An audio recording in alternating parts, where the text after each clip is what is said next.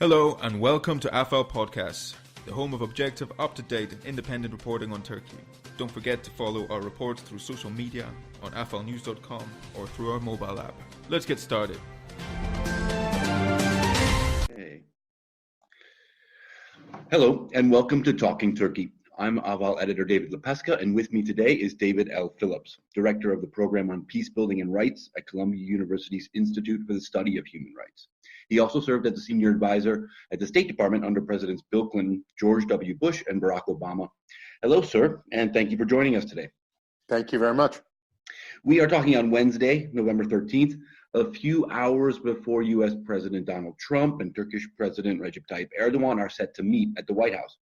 On Tuesday, the Wall Street Journal reported that U.S. military officials watched live drone feed video last month that appeared to show Turkey-backed rebels targeting civilians in northeast Syria, which the officials then reported as possible war crimes. This is, of course, in addition to earlier reports of roadside executions and white phosphorus views. Also on Tuesday, Newsday published your latest opinion piece with the rather timely headline, "The Grotesque Savagery of Turkey's Mercenaries." In the piece, you remind us of the atrocities committed by Turkey-backed rebels against Kurdish civilians in Afrin last year and argue that last month, Trump essentially endorsed Turkey's pogrom against the Kurds. So I guess we shouldn't be surprised about what's happening now in northeast Syria. No, it's no surprise. There's a pattern of atrocities that's existed for some time. We're now gathering data on summary executions and other war crimes and acts of genocide. Ultimately, there needs to be a process, either through the UN or through some independent other body, for holding Erdogan to account. Crimes that his Free Syrian Army mercenaries commit in his name are Erdogan's responsibility. The FSA is under Turkey's command.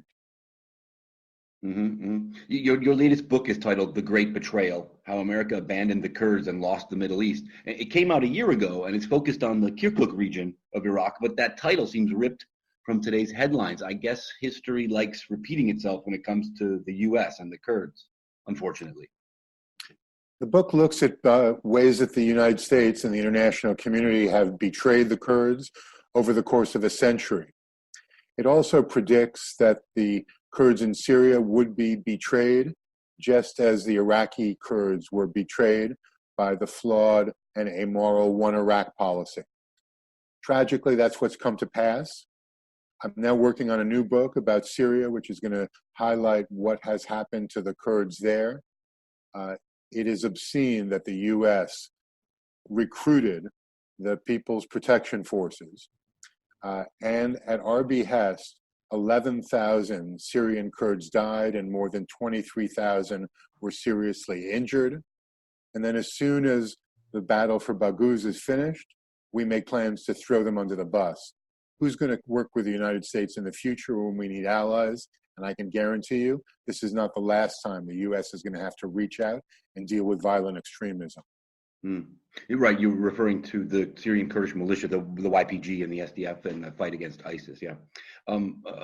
Interestingly, a Gallup poll out on Tuesday found that 58% of the 600 people they surveyed in Raqqa and Hasaka in northeast Syria support Trump's decision to withdraw from their areas, and about the same percent support Turkey's military intervention. This seems to counter the view of so many Western observers. Of course, the numbers are much lower among the Kurds who were surveyed, but even among them, a full third of them supported the U.S. withdrawal. Gallup argues that this highlights the sharp intra-Kurdish divide, pointing out that many dislike the YPG. What are your thoughts? Yeah, I don't really buy that argument. Everybody can agree that after having been deployed in Syria for many years, that the U.S. needed a strategy and a systematic plan for withdrawing.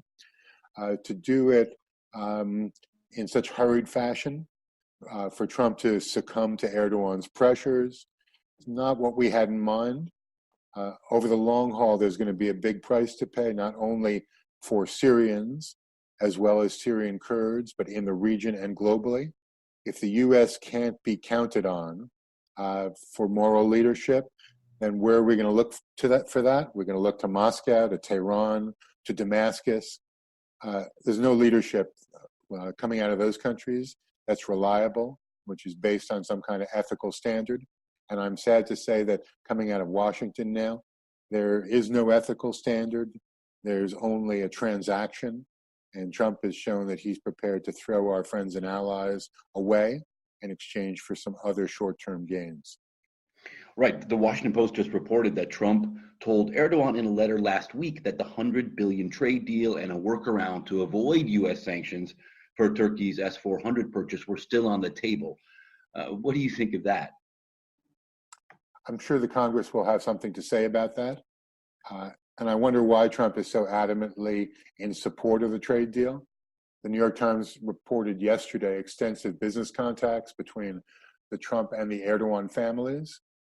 So there's no logical strategic reason for the U.S. to push ahead with the trade deal, especially in light of Turkey's acquisition of the S-400s and the systematic war crimes that are being committed in northern Syria. What's your view of Trump's apparent softness toward Erdogan? I mean, most expect no real punishment or censure of Turkey at this meeting today. Analysts I've spoken to have said Erdogan is able to grasp what Trump wants and use that to influence him and manipulate him. Is that how you see it? What's going on here? So Trump is weak and easily manipulated. Erdogan has found a way of doing that. So I can't give you an explanation as to why Trump is acquiescent, but it's clear that there is a pattern of behavior here which reflects very poorly on Trump's character and on America's role in the region and in the world. So we should be very steely-eyed in evaluating the situation. Erdogan is able to give Trump a list of demands, and Trump agrees to them at every turn. I don't know how we got to this point, but it's shameful. And for Erdogan to be visiting the White House today is obscene. It's a big distraction from the real business in Washington, which concerns the impeachment hearings and steps that the House of Representatives are taking to impeach Donald Trump and send him to the U.S. Senate for trial. You wrote in that Newsday piece I mentioned that, quote, the United States must hold Erdogan accountable. If Trump will take action, Congress must. So assuming Trump doesn't move the ball forward, in your view, the best move now is the harsh sanctions bill that's in Congress against Turkey? There are two sets of sanctions. One would be a new legislation. The other would be legislation related to doing business with enemies act. The CATSA, yeah. So both of those should be moving forward. Turkey only responds under duress. The U.S. needs to show that it's principled, that it actually has some core beliefs. Unfortunately, during the Trump administration, we've forgotten the meaning of principle. We've forgotten who our friends are, and instead we're trying to placate our adversaries. Right now, Turkey is no friend of the United States. We should stop pretending that it is. The only way to move Turkey's behavior is to get tough with Erdogan. I just don't think Trump has the character to make that happen. But the risks with all the sticks at Trump's disposal, harsher sanctions, kick Turkey out of NATO, out of the F-35 program, et cetera, the risk with these is that they would likely leave the U.S. in a weaker position in the Middle East and serve to drive Ankara into the arms of Moscow, maybe Beijing. Now, on top of that, U.S. opposition to and punishment of Ankara would play right into Erdogan's political narrative that the West has it in for Turkey, which could boost his support at home and help keep him in office, potentially making Turkey less democratic. What do you think of that? So Turkish politicians have always played this card. They conjure up adversaries both at home and abroad in order to marshal nationalist support among the Turkish electorate. It's time for a more mature and grown-up relationship. Turkey should be required to interact based on a set of standards. The U.S. should exemplify those standards. Sadly, neither country right now shows much of commitment to ethics in their international affairs, and the people of Syria are paying the price. And the other point I just want to clarify, David, is I've heard the argument from Senator McConnell and others that if we impose sanctions, it will drive Turkey into the arms of Russia. Well, let's be realistic. Turkey is already embraced by Russia. It works with Russia in Syria. It's buying weapons from Russia in violation of NATO principles. We've already lost Turkey. And as long as Erdogan stays as head of government, the the prospect for U.S.-Turkey relations to improve will be limited. We need a regime change, not only in Turkey, but the United States, in order to put this relationship back on track. For Europe, the risks of getting tough on Turkey are even more clear. On Tuesday, Erdogan fumed at the EU for its plan to sanction Turkey for its drilling in eastern Mediterranean waters claimed by Cyprus.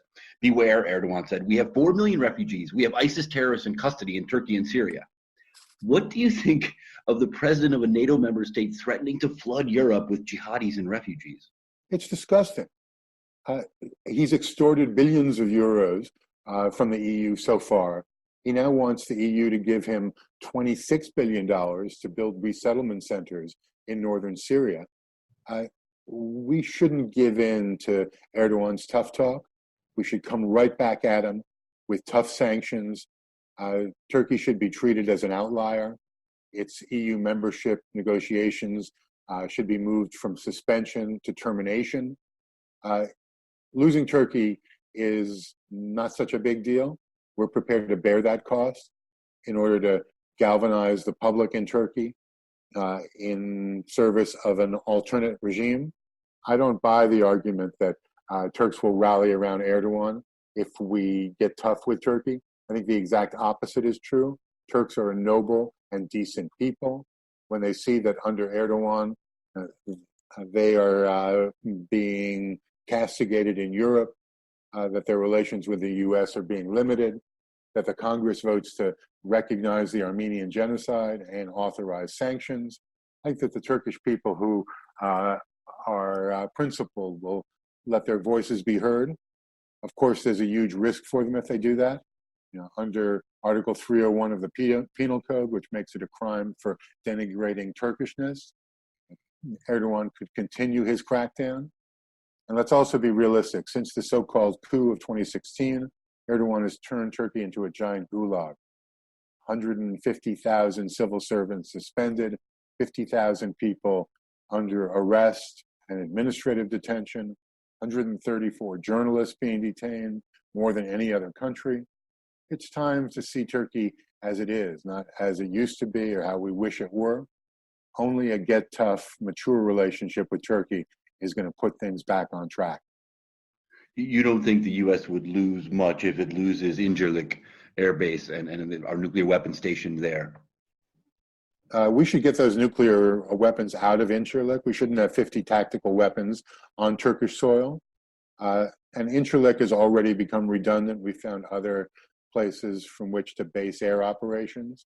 So no, I don't think we lose very much if Incirlik shutters its doors and the U.S. discontinues its cooperation there. The U.S. recently handed responsibility for dealing with thousands of ISIS detainees from the SDF to Turkey. On Monday, Ankara began forcibly repatriating, or at least attempting to forcibly repatriate, some of these fighters, sending a U.S. citizen thought to be a former ISIS member across the border to Greece, but Greece refused to receive him, and Turkey refused his re-entry, leaving him in no man's land. As Erdogan left for the United States yesterday, on Tuesday, he vowed to continue sending these foreign ISIS fighters home. This seems like it could get worse, especially with Europe, if not the U.S. Well, we also have to be realistic about Turkey's support for ISIS over the years. When President Obama refused to enforce his red line, Turkey's National Intelligence Agency systematically supported jihadis to travel through Turkey to Syria and join the civil war. It provided weapons, money, logistics. Wounded warriors were treated in Turkish hospitals. This was acknowledged at the highest levels when Vice President Biden spoke at Harvard in 2014. And he said there that Erdogan had admitted that they let too many jihadis through. And as far as the situation is today, the Free Syrian Army, who are mercenaries of the Turkish military, are one and the same as ISIS. They are brethren, they are comrades in arms. If you look at videos of FSA members committing summary executions, what they did on the roadside on M4 to Evrin Kalaf is criminal. We just need to recognize that Turkey is a state sponsor of terrorism, that the FSA and ISIS are one and the same. They are blood brothers. And until we have a realistic and reality-based view of the situation, we're not going to be able to correct these problems. You recently wrote for Ahval about Turkey's links to ISIS, arguing that Erdogan likely protected ISIS leader Abu Bakr al-Baghdadi, whom U.S. forces killed a few weeks ago in Idlib, very close to the Turkish border. Metin Gürcan, former Turkish military officer and military advisor, has argued that this Baghdadi oversight was more an issue of capacity than disinterest. He argues that as long as the Kurdish military threat is present in southeast Turkey and across its borders in Syria and Iraq, Turkey will prioritize these concerns and shift the bulk of its military and intelligence resources to focus on these. What do you think of that? So that's just a big lie, quite frankly. We also need to be realistic about the so-called military threat. Erdogan justifies invading and occupying northern Syria based on some existential fear that the YPG and the PKK are one and the same. For the record, there has never been a single cross-border operation launched by Syrian Kurds against Turkey. The whole thing is contrived. Erdogan has made up a story in order to justify the military action. As a result of that, he has sent in troops. The FSA is committing atrocities.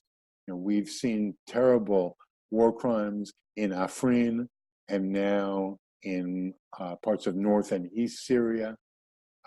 So we need a realistic view of what's going on.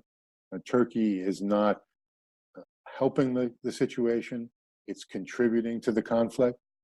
And there needs to be some real-time assessment of Turkey's role as a sponsor of ISIS. I don't understand why Baghdadi ended up in Idlib, 5 kilometers from the Turkish border, with a network of tunnels under his compound. Did any of those tunnels lead to Turkish military bases? Did it lead to Turkey itself? Also, he was quite near some Turkish observation posts, I believe. Exactly. I think that the whole thing was an escape plan that Baghdadi had cooked up with his sponsors and the National Intelligence Agency of Turkey. Also, the idea that Turkey had apprehended his sister and had been detaining her. She was in a guest house, a 5-star guest house. That's hardly a detention. Turkey actively aids and abets terrorism. It was a primary sponsor of the jihadis in Syria, which evolved into ISIS. That collaboration continued through Jarablus. And now we see an ongoing pattern of collaboration between Turkey and Islamists who are committing war crimes. The FSA is under Turkey's command and control. That means that Turkish officials are responsible for their conduct. They should be taken to the dock and they should be tried for their criminal activities. Okay, I'll get you out of here on this one, looking at a little bit more global Turkish policy. A year ago, as Erdogan attended a mosque opening in Cologne, you argued that Turkey financed mosques outside its borders propagate political Islam and are sources of division and discord and should therefore be banned. Some would argue that these mosques in Albania and across the Balkans, in the United States and Germany and Somalia, Central Asia, other places, they fill a need and help Muslim communities grow by providing a place to congregate. Isn't it a bit like Christian missionary work?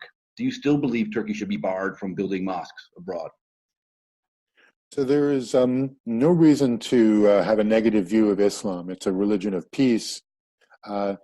When it's manipulated by politicians like Erdogan, it becomes a religion of the sword.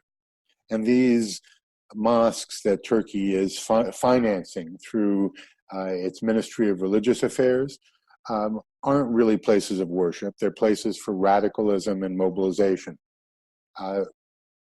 We need to be realistic in assessing how those mosques are functioning, what they do, who attends them, and if they prove to be madrasas where radicalization is becoming routine, then the host countries need to shut them down. It's a betrayal of Islam to turn mosques into centers of radicalization. Okay, thank you. Any last thoughts, anything I didn't ask perhaps about this Trump-Erdogan meeting today? So Erdogan shouldn't be in the White House. He should be in The Hague facing judges for the crimes he's committed, not only in Syria, but against his own people. Okay. David L. Phillips of Columbia University, thank you so much for your time and insight. Thank you, David.